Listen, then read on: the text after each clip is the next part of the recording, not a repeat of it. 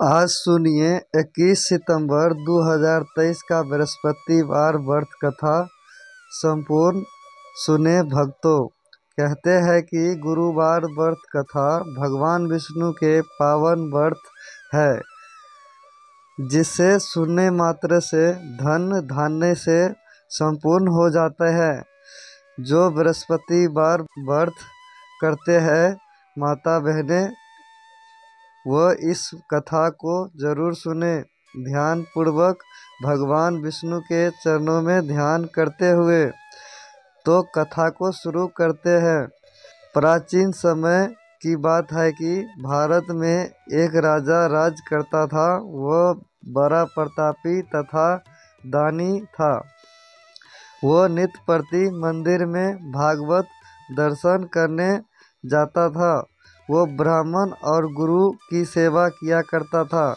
उसके द्वार कोई भी याचक निराश होकर नहीं लौटता था। वो प्रत्येक गुरुवार को व्रत रखता एवं पूजन करता था, गरीबों की सहायता करता था। परंतु ये सब बातें उसकी रानी को अच्छी नहीं लगती थी।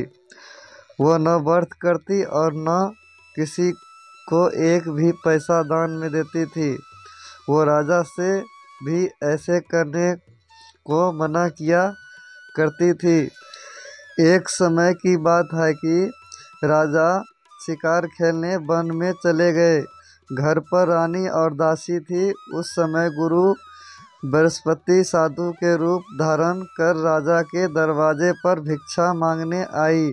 साधु ने रानी से भिक्षा मांगी तो वो कहने लगी, हे साधु महाराज, मैं इस दान और पुण्य से तंग आ गई हूँ। इस कार्य के लिए तो मेरा पतिदेव ही बहुत है। अब आप ऐसी कृपा करें कि सारा धन नष्ट हो जाए तथा मैं आराम से रह सकूं।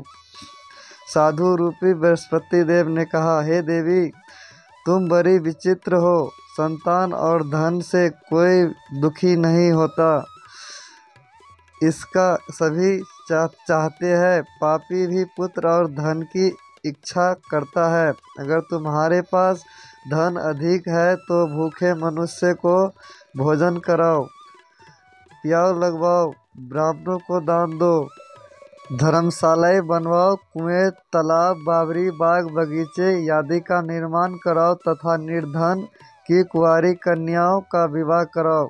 साथ ही यज्ञ आदि करो। इस प्रकार के कर्मों से आपके कुल का और आपका नाम परलोक में भी सार्थक होगा एवं तुम्हें भी स्वर्ग की प्राप्ति होगी। परंतु रानी साधु की इन बातों से खुश नहीं हुई।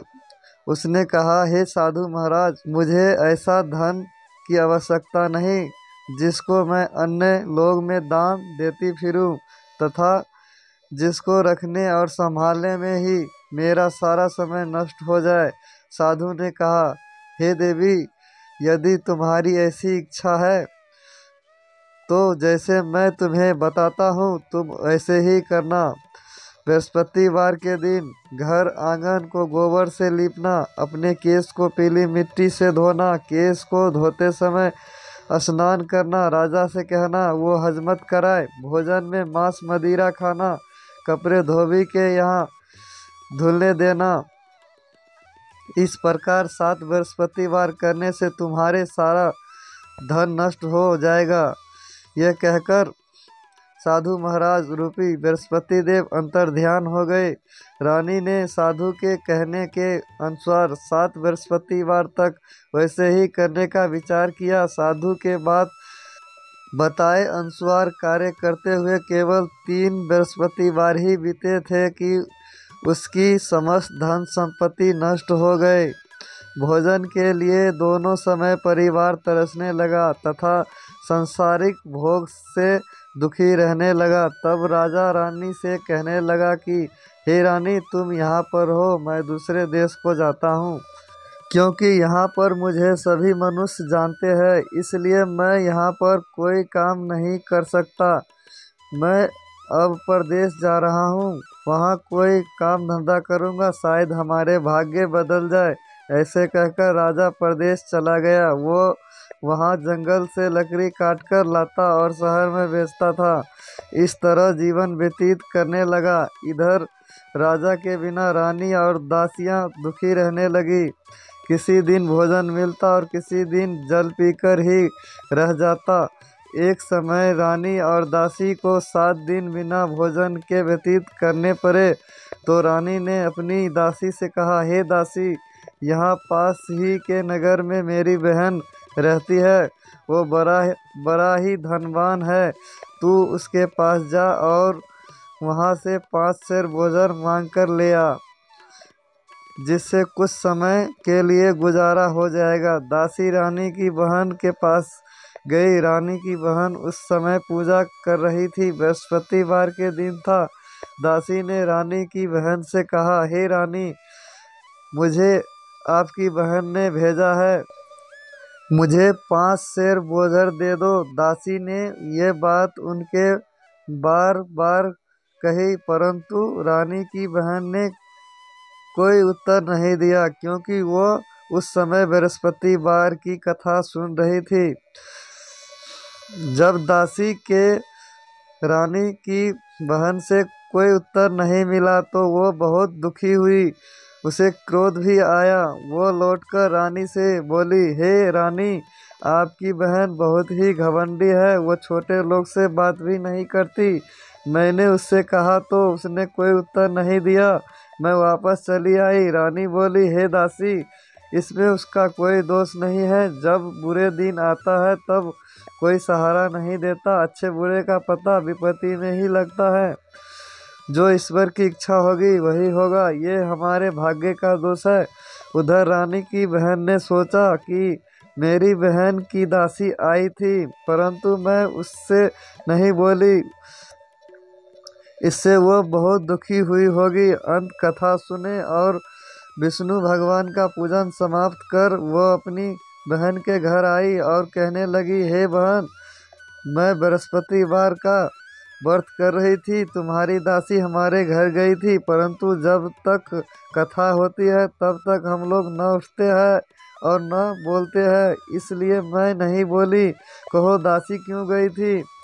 रानी बोली, हे बहन, हमारे घर अनाज नहीं था। वैसे तुमसे कोई बात छिपी नहीं है।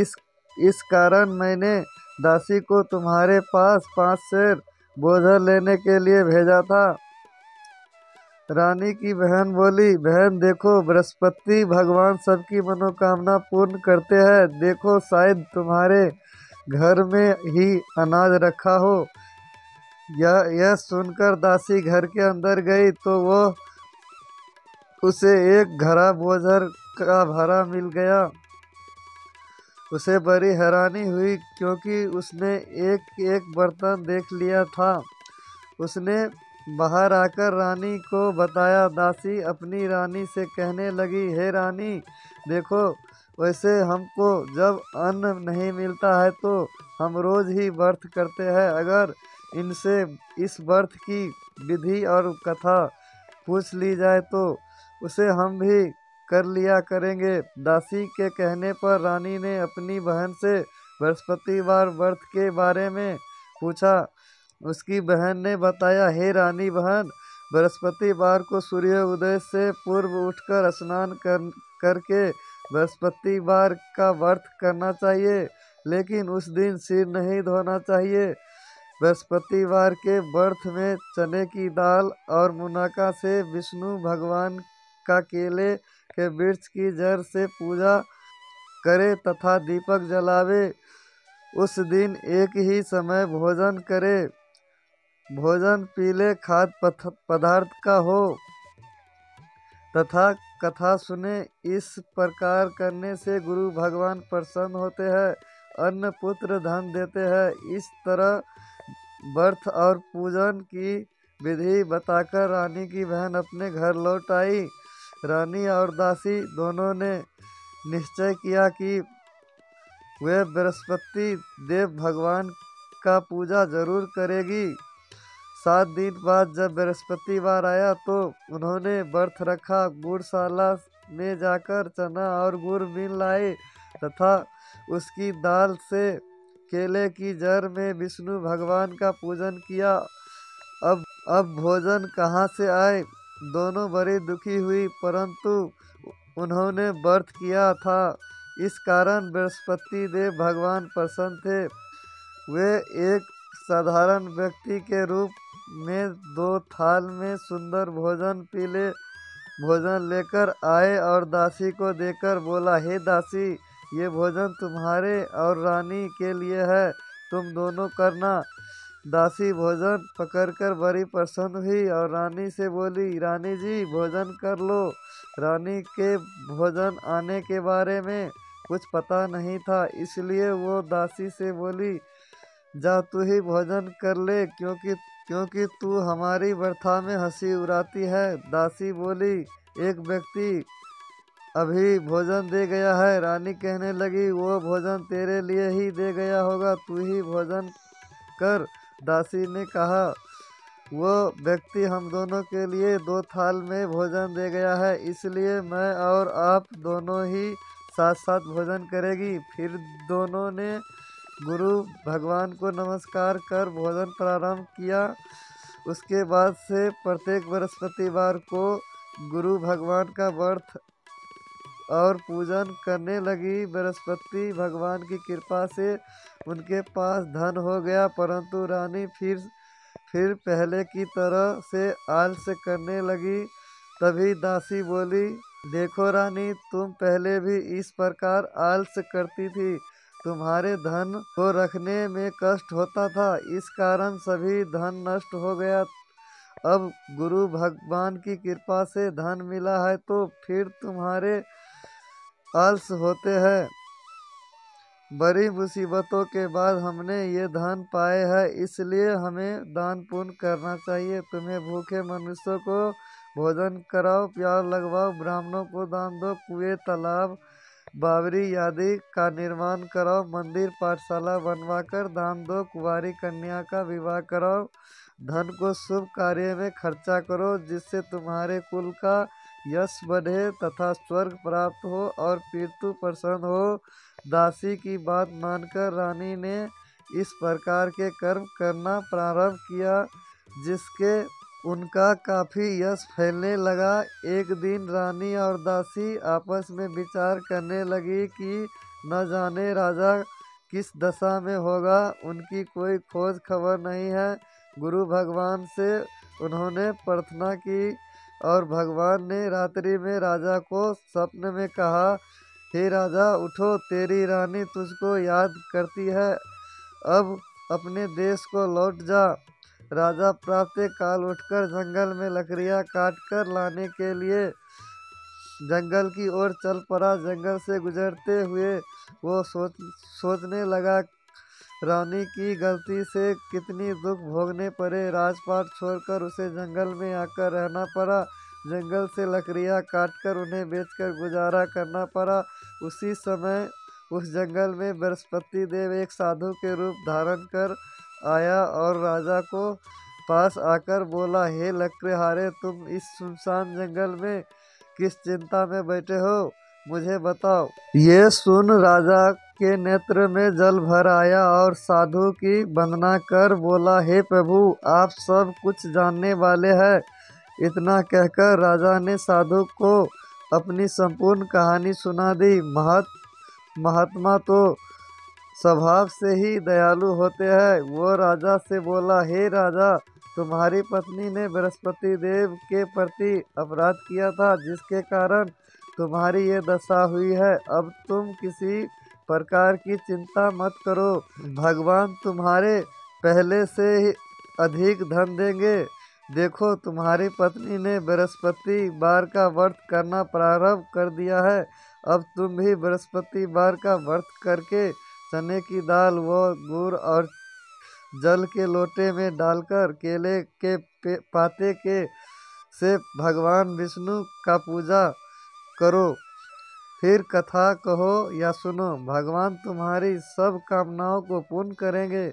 साधु को प्रसन्न देखकर राजा बोला, हे प्रभु, मुझे लकड़ी बेचकर इतना पैसा भी नहीं बचता जिससे भोजन करने के उपरांत कुछ बचा सकूं। मैंने रात्रि में अपनी रानी को व्याकुल देखा है। मेरे पास कोई साधन नहीं जिससे समाचार जान सकूं। फिर मैं बृहस्पतिवार की कौन सी कहानी कहूँ या सुनूं, मुझको तो कुछ मालूम नहीं है।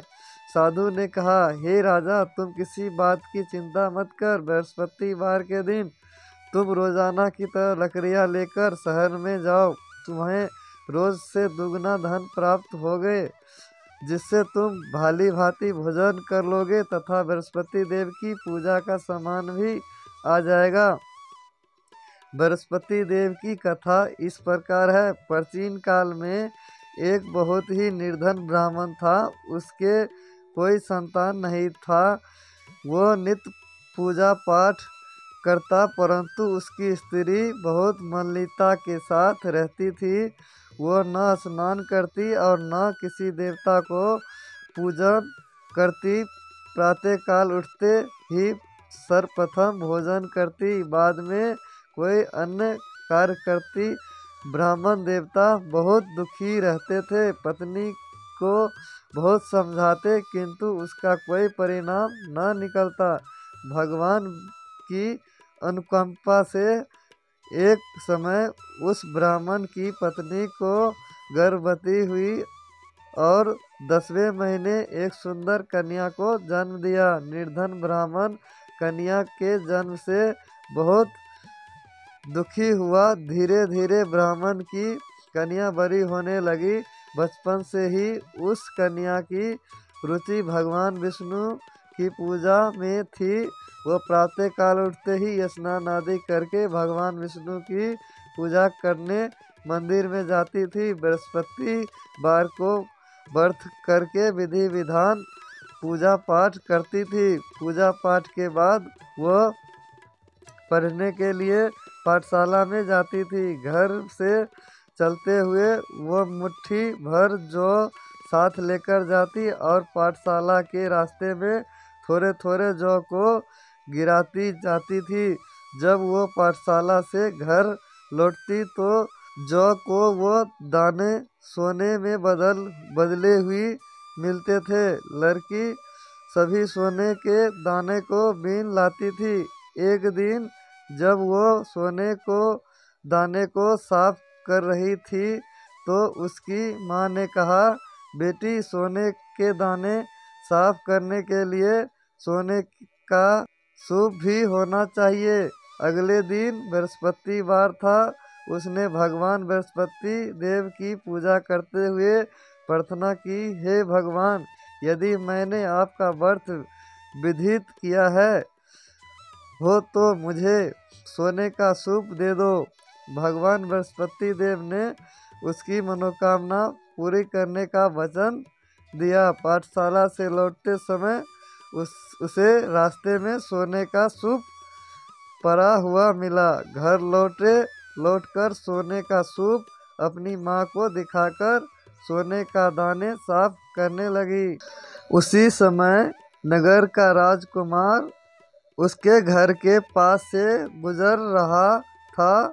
उस सुंदर लड़की के सोने के सूप में जो साफ करते देखा। राजकुमार उस पर मोहित हो गया। महल में लौटकर राजकुमार ने राजा से उस लड़की से विवाह करने की इच्छा प्रकट की। तो राजा ने ब्राह्मण के महल में बुलवाकर राजकुमार से उसकी लड़की के विवाह की बात कही। ब्राह्मण तैयार हो गया। धूमधाम से उस लड़की का विवाह राजकुमार से हो गया। दुल्हन बनकर ब्राह्मण की लड़की महल में चली गई। लड़की के चले जाने से ब्राह्मण फिर निर्धन हो गया। उसे कोई दिन भोजन भी नहीं मिलता था। बहुत दुखी होकर ब्राह्मण एक दिन अपनी लड़की के पास गए। अपने पिता से निर्धनता का समाचार सुनकर उसे बहुत सा धन देकर पिता को विदा किया। उस धन से ब्राह्मण कुछ दिन तो आराम से गुजर गए, लेकिन जल्दी ही फिर भूखे मरने की हालत हो गई। ब्राह्मण अपनी लड़की से धन लेने के लिए फिर महल में पहुंचा। लड़की ने पिता को बुरी हालत देखकर कहा, पिताजी, आखिरी आप कब तक मुझसे धन लेकर जीवन यापन करेंगे? आप कोई ऐसा उपाय क्यों नहीं करते जिससे आपका घर धन संपत्ति से भर जाए? ब्राह्मण ने कहा, मैंने तेरी माँ को बहुत समझाया लिया पर उसकी समझ में कुछ नहीं आता। उसका फुर्रापन नष्ट हो तो घर भी निर्धनता भी दूर हो जाए। तब कुछ सोचकर लड़की ने पिता से कहा, पिताजी, आप कुछ दिनों के लिए माँ को मेरे पास छोड़ जाओ। तब कुछ सोचकर ब्राह्मण पत्नी को लड़की के पास महल में छोड़ आया। लड़की ने अपनी माँ से कहा, माँ, तुम कल प्रातःकाल उठकर स्नान आदि करके भगवान बृहस्पति देव विष्णु जी की पूजा अवश्य करना। पूजा करने से तुम्हारे निर्धनता अवश्य दूर हो जाएगी। लेकिन उसकी माँ ने उसकी कोई बात नहीं मानी। तब क्रोधित होकर लड़की ने अपनी माँ को एक कक्ष में बंद कर दिया। सूर्य उदय के समय माँ को उठाकर जबरदस्ती उसे स्नान कराया और फिर मंदिर में ले जाकर भगवान बृहस्पति देव की पूजा कराई। कुछ दिनों तक ऐसे करने से माँ की बुद्धि भी परिवर्तन हुआ और वो स्वयं बृहस्पतिवार का व्रत रखने लगी। उसके व्रत रखने से ब्राह्मण के घर में भगवान विष्णु की अनुकंपा से धन की वर्षा होने लगी। दोनों पति पत्नी धन संपत्ति पाकर अनंत पूर्वक जीवन यापन करते हुए विष्णु धाम को चले गए। लकड़ीहारा बने राजा ने उन साधु से भगवान बृहस्पति देव की ये कथा सुनकर बृहस्पतिवार का व्रत करने भगवान विष्णु की पूजा की। उस दिन से उसके सभी कलेश दूर हो गए। लेकिन अगले बृहस्पतिवार को कामकाज में अधिक व्यस्त रहने के कारण उसने भगवान बृहस्पति देव जी की व्रत नहीं किया। भगवान बृहस्पति देव लकड़ीहारे से क्रोधित हो गए और उसे भूल की सजा दी। उस दिन नगर के राजा ने नगर में घोषणा करके सबको सूचित किया, प्रत्येक नागरिक मेरे महल में भोजन करने आए। जो नहीं आएगा उसे अपराधी मानकर भारी दंड दिया जाएगा। लकड़ीहारा बने राजा ने उस नगर के राजा की घोषणा तो सुनी, लेकिन जंगल से लकड़ी काटकर लाने और उन्हें बेचने में देर हो गई जाने के कारण वह समय पर महल भोजन करने नहीं जा सका। अंत राजा के सैनिक लकड़ीहारे को पकड़कर महल में ले गया। राजा ने उसे महल के एक कक्ष में बैठाकर भोजन कराया। उस कक्ष में एक खुट्टी पर रानी की सोने का हार लटका हुआ था। लकड़ीहारा अकेला उस कक्ष में भोजन कर रहा था। तभी उसने एक आश्चर्यजनक घटना घटती देखी। देखते ही देखते वो खुट्टी हार को निगल गई। थोड़ी देर के बाद राजा ने हार को गायब देखा तो लकड़ीहारे को कारावास में डलवा दिया। लकड़ीहारा मन ही मन अपने भाग्य को कोसने लगा। तभी उस जंगल में मिला साधु का स्मरण हो आया। थोड़ी देर में भगवान बृहस्पति देव सन्यासी के रूप में उसके सामने प्रकट हुए और कहा, हे लकड़ीहारा, तुमने भगवान बृहस्पति देव की पूजा नहीं की, इसी कारण तुम्हें कष्ट हुआ है। लेकिन अब चिंता मत कर, बृहस्पतिवार के दिन कारागार के दरवाजे पर तुम्हें कुछ पैसा पड़े हुए मिलेंगे। उन पैसे से भगवान बृहस्पति देव का व्रत करके उनकी पूजा करोगे तो तुम्हारे सब दुख नष्ट हो जाएंगे।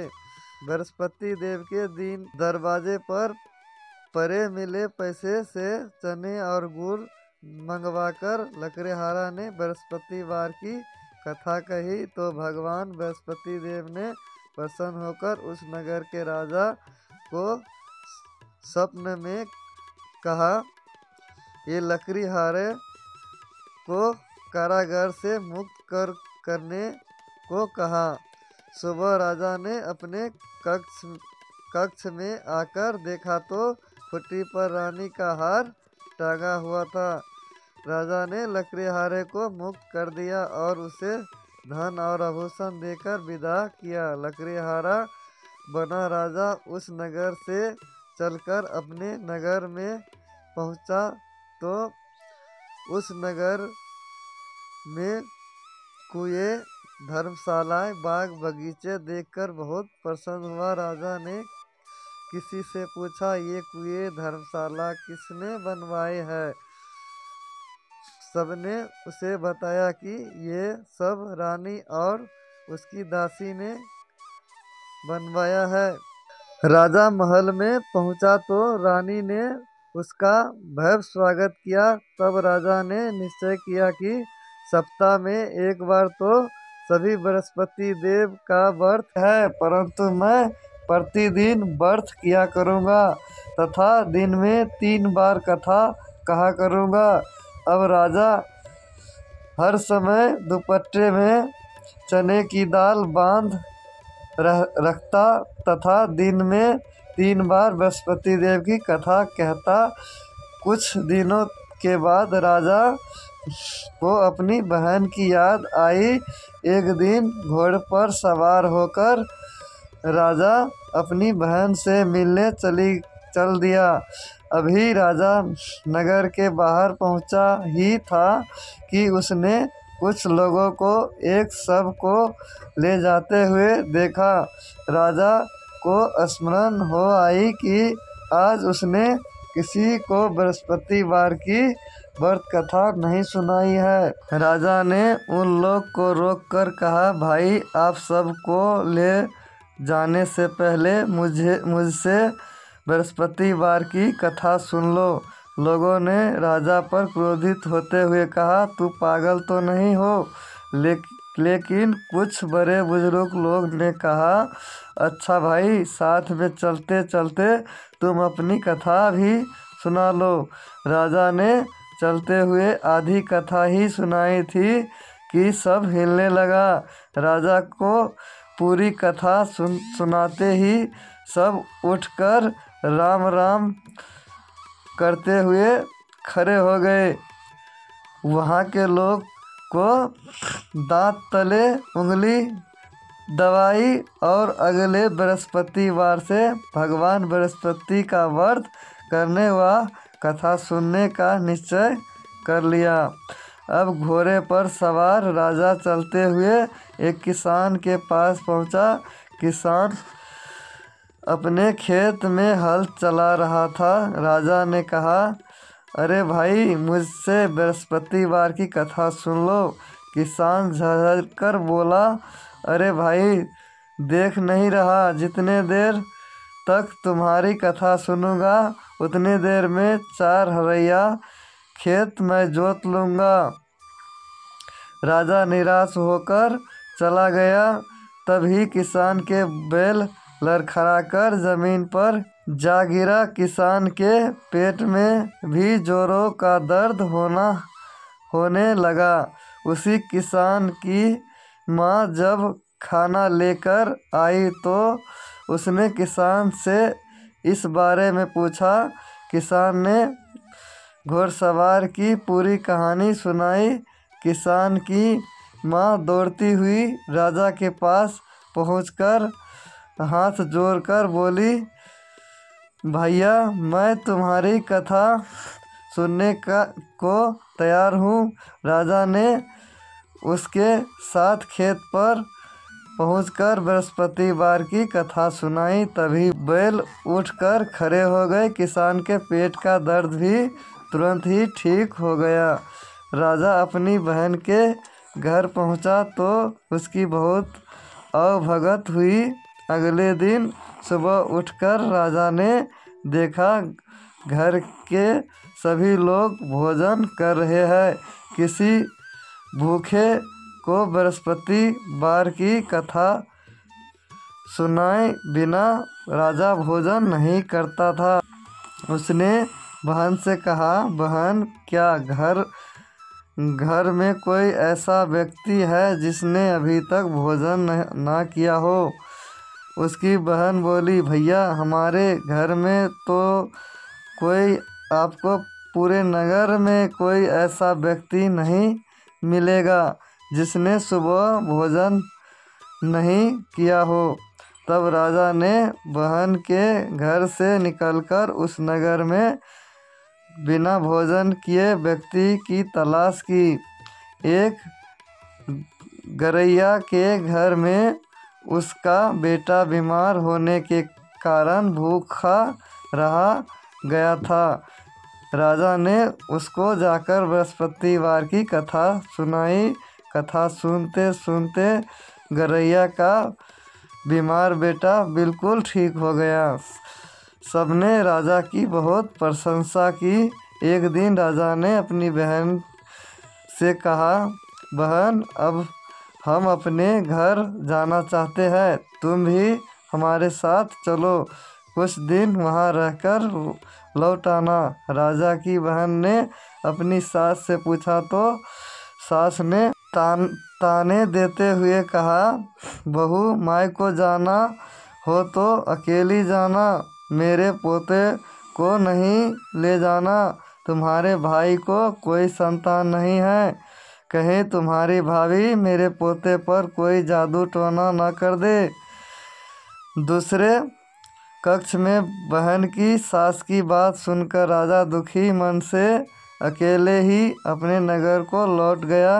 रानी ने राजा से कहा, आप तो अपनी बहन को साथ लाने की बात कहकर गए थे, फिर बहन को साथ क्यों नहीं लाए?